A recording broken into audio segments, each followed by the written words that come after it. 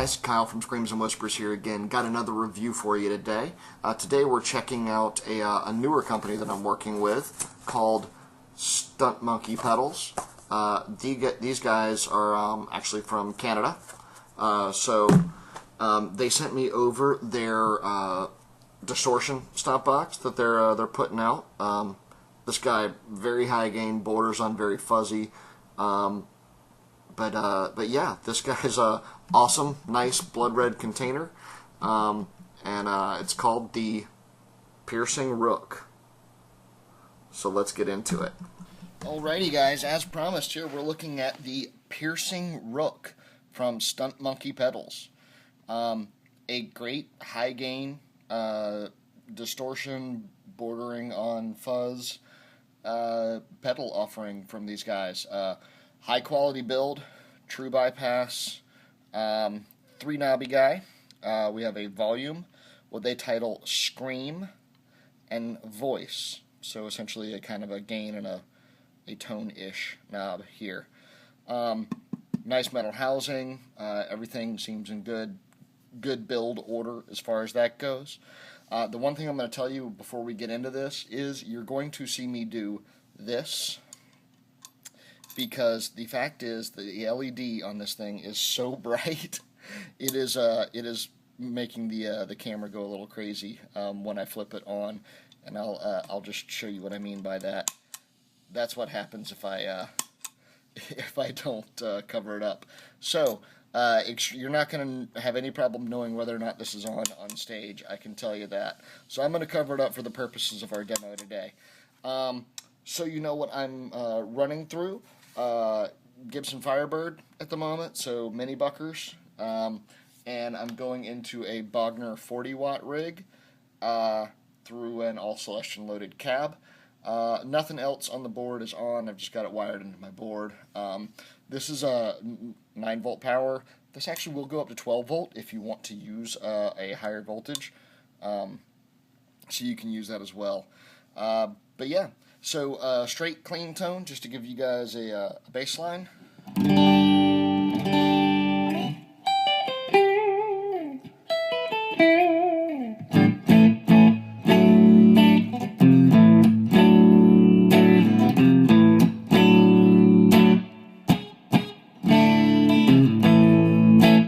So, yeah, give you guys a good idea of that clean tone. A little bit of reverb on the amp there. So we're going to go ahead and turn this on and see if my dime will stay there so we don't kill the camera with this light there. There we go. And right now, 12 o'clock on the voice, 12 o'clock on the scream. I'm actually going to cut the volume back just a little bit and give you guys a taste. So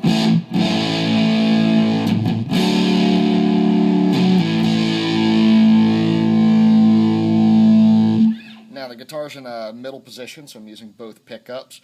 One of the things I found about this Rook is it really loves a bridge pickup.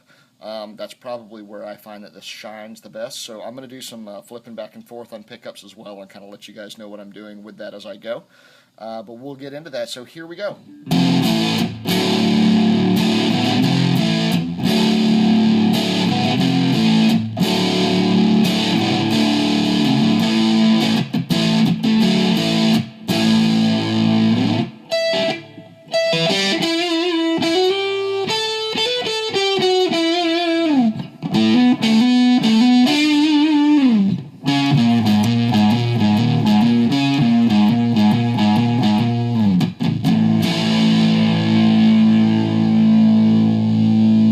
Into my bridge pickup.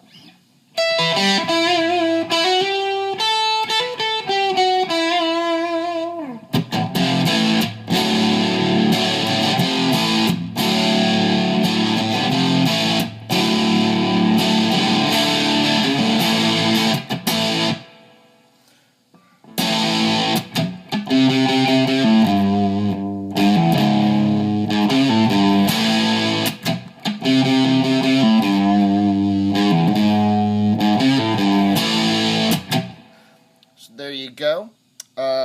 Flipping back to the middle position. Gonna give myself a little bit more on the voice knob here.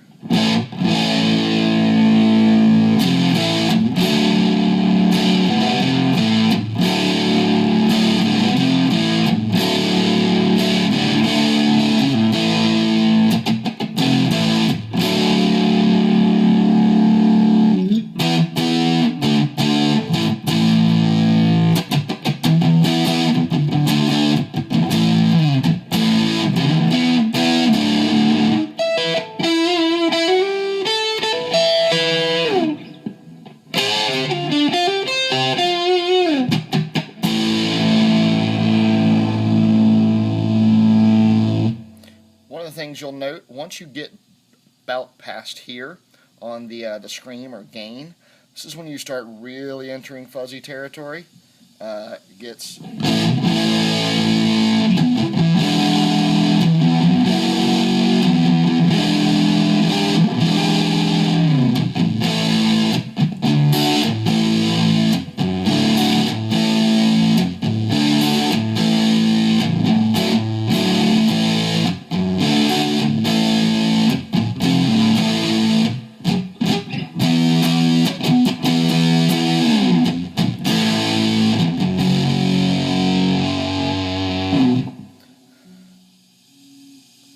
Go all the way up. The one thing I will tell you is as you get into this fuzzy territory, you're going to introduce so much gain that if you don't have a noise suppressor, which I don't have on this board, you're going to end up with some white noise and some hissing. But quick noise suppressor or a little dial back on your volume knobs, you'll get rid of that.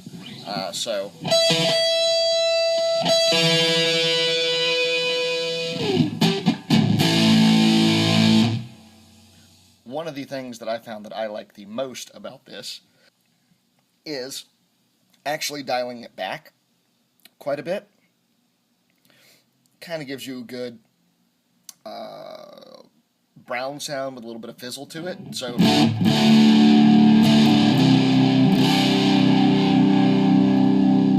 again, switching to my bridge pickup.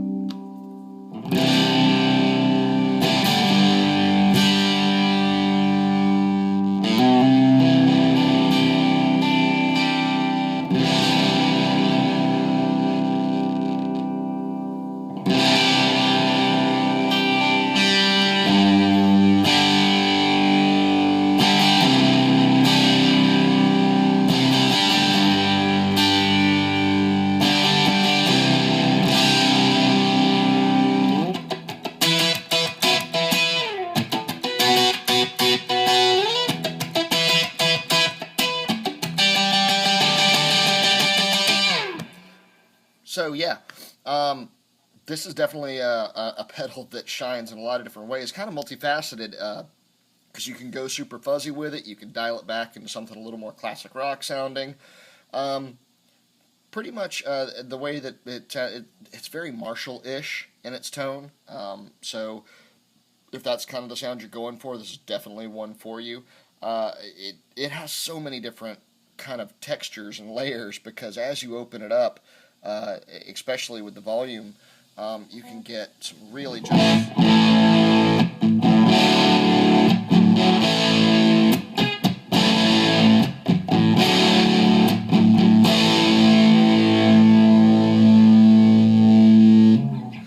very southern rocky kind of sounding when you get into that piece, though probably not necessarily meant to be because it's much more of a high gainish kind of pedal, but you can definitely get into some of that.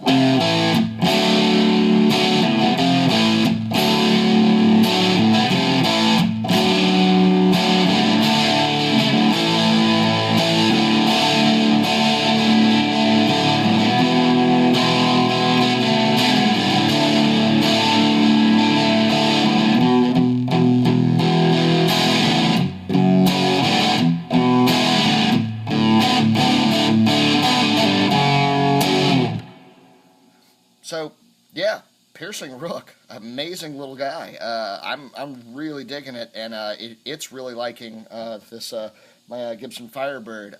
Tried it out on the hollow body too. Some of the higher gain settings kind of get a little unruly using a hollow body, so I might avoid that. But if you want to use it in much more dialed back fashion, kind of keeping it a little bit more mellow in that more brown sound kind of area, it's going to be a good pedal for you there too. It can do so many different things well that I'm just really impressed with it. I didn't know exactly what to expect.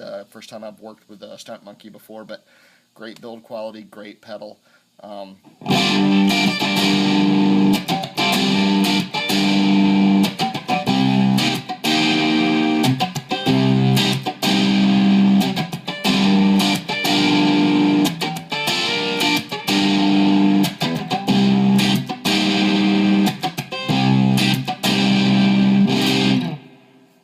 So, I'm not a huge metal guy, so I don't have the best metal chops to kind of go through that high gain stuff with you as far as that goes, but I think this is a much more multifaceted pedal than just being a high gain metal monster. This guy can do a lot. So big thumbs up to Stunt Monkey pedals. Go check these guys out, and don't get blinded by the light. We'll see you guys later.